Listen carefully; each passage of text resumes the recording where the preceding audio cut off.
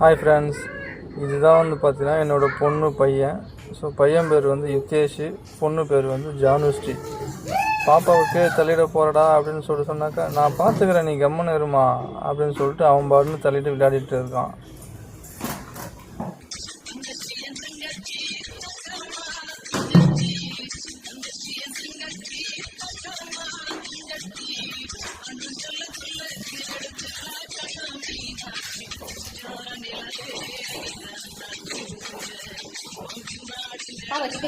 சின்னஞ்சிறு கூட்டுக்குள்ள சொர்க்கம் இருக்கு.